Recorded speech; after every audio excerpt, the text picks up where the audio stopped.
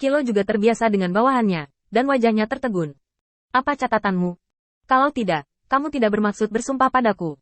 Utusan surgawi yang bertanggung jawab untuk memimpin tim terbatuk ringan dan mengatakan ini. Tim saya yang terdiri dari kurang dari 10.000 orang mengalahkan pasukan 30.000 iblis di lapangan. Dan dengan setidaknya 60.000 iblis mengawasi di belakang mereka, mereka mundur tanpa melukai siapapun. Dengan rekor seperti itu, bahkan Kilo mengambil napas dalam-dalam, yang benar-benar sebuah preseden. Kemenangan seperti itu sangat jarang terjadi dalam pertempuran dengan iblis, dan itu juga keberuntungan karena mereka bertemu hari ini. Kalian baik-baik saja, aku akan membayarmu untuk makan malam nanti. Namun, utusan itu tidak berhenti, dan terus berbicara dengan tergesa-gesa. Dan kapten tim kami, Lord Kilo yang terkasih, meninggalkan kami dalam pertempuran. TSK, hanya ingin membunuh kami dengan makanan ini. Kilo tidak tahan dan memohon belas kasihan lagi dan lagi.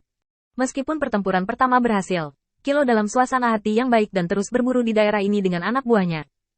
Adapun mengapa mereka dikirim untuk melakukan ini, dapat dilihat dari perilaku mereka bahwa kesemak bisa lunak dan tidak pernah keras. Gaya ini cocok untuk medan perang hari ini.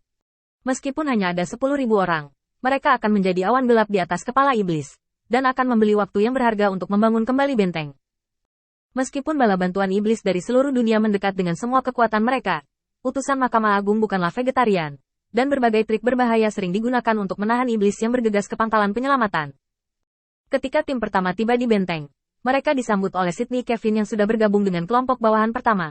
Meskipun hanya 10.000 orang, tidak akan ada masalah dalam mempertahankan benteng. Meskipun tidak ada pertempuran yang sangat besar, benteng yang sangat penting bagi iblis ini hilang dan kembali ke kendali Mahkamah Agung.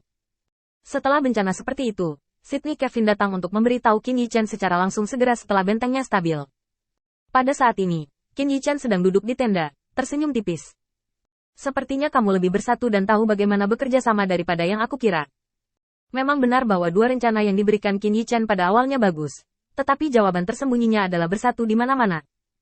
Untuk mendapatkan kembali benteng, mengandalkan tenaga mereka yang terbatas untuk memainkan peran terbesar, melecehkan dan menunda waktu adalah yang terbaik. Jalan.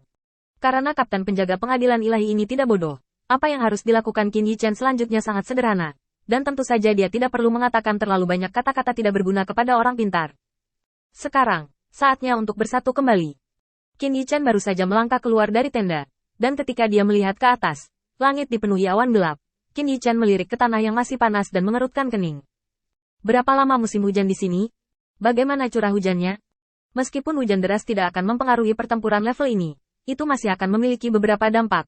Seberapa besar dampaknya tergantung pada seberapa besar hujannya. Sydney Kevin sangat gembira saat melihat hujan. Tuan Cahaya, ini berita bagus. Wilayah bintang pembantaian Huo tidak hujan selama 10 tahun. Jika hujan, tanah dapat terendam setidaknya beberapa meter. Selain itu, Anda tahu apa yang terjadi pada wilayah bintang pembantaian Huo. Ketika hujan bersentuhan dengan api tanah di bawah, akan ada racun beracun. Dan tidak akan ada seorang pun di bawah tingkat dewa utama. Aku bisa menghentikannya. Hahaha, Tuhan memberkati. Kita punya waktu untuk berdiri teguh.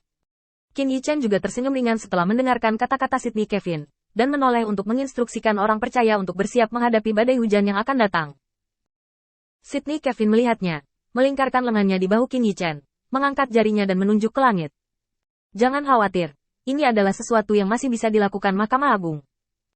Saat awan berkumpul di langit, dari atas 4 benteng, cahaya kuning muda naik, berubah menjadi potongan tentakel ramping, dan berkumpul di tengah 4 benteng, seperti mangkuk terbalik, menutupi 4 benteng.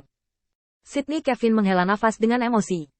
Ketika lelaki tua itu menginstruksikan saya untuk bersaing untuk misi benteng, dia secara khusus menyebutkan masalah ini. Sudah 10 tahun tidak hujan di bidang bintang Huotu. Menurut spekulasi, jika hujan, itu akan terjadi dalam setengah bulan ini. Jika kita mendapatkan kembali benteng, kita masih memiliki kesempatan untuk bernafas. Qin Yichen mengangguk setuju, dan kemudian diam-diam menuliskan masalah ini di dalam hatinya. Ini adalah kesalahan lain yang dibuat oleh Mahkamah Agung. Saat langit menjadi lebih gelap dan lebih gelap, segala sesuatu di sekitarnya diliputi kegelapan. Qin Yichen belum pernah melihat badai hujan yang begitu deras, dan orang-orang yang percaya di kuil penguasa cahaya juga tidak pernah. Mereka melihat ke langit dengan rasa ingin tahu. Berubah, sangat ingin tahu. Sydney Kevin meraih Qin Yichen dan membuat undangan hangat. Ketika hujan deras turun dan racun beracun terbentuk, aku akan membiarkan 4 kapten lainnya datang, dan kita akan berkumpul. Kamu telah melakukan pekerjaan dengan baik kali ini. Qin Yichen terkekeh dan menggelengkan kepalanya. Kredit itu milikmu. Itu tidak ada hubungannya denganku.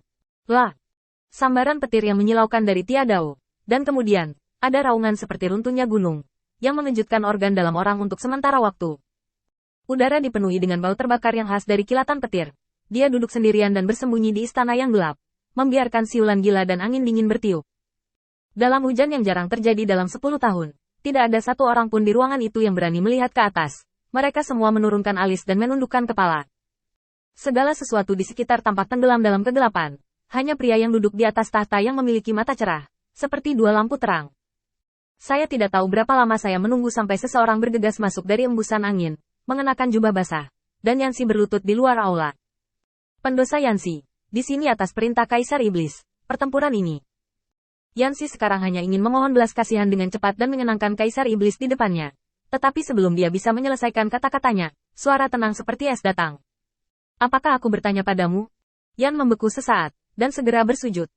Hujan es turun dari langit, seperti hati dingin Yanxi saat ini. Orang-orang yang hadir ini semuanya pendosa, semua pembunuh yang ingin membunuhnya. Ketika dia berjuang untuk mempertahankan benteng, orang-orang ini tidak berbicara dan menunggu kekalahan mereka. Keheningan itu seperti ular es, memperlambat pernapasan semua orang. Hujan semakin deras membuat Yanxi kesulitan bernapas. Masuklah, jika kamu kehilangan bentengmu, kejahatan tidak dapat dihindari. Aku akan menghukummu karena berendam dalam hujan selama setengah jam. Yanxi tiba-tiba mengangkat kepalanya dan melirik Demon Sovereign. Matanya penuh ketidakpercayaan. Tetapi saat berikutnya, dia segera menundukkan kepalanya dan bersujud lagi. Terima kasih Tuan Kaisar Iblis atas kebaikanmu. The Demon Sovereign meraba-raba dagunya. Tatapannya beralih dari tubuh Yanxi ke pejabat di sekitarnya. Kenapa, kamu tidak menyambut pahlawan klan iblisku? Mungkinkah pahlawan yang memimpin sisa ini untuk bersaing dengan orang-orang yang beberapa kali ukurannya tidak layak untuk kamu sambut? Atau, apakah kamu mengharapkan dia mati?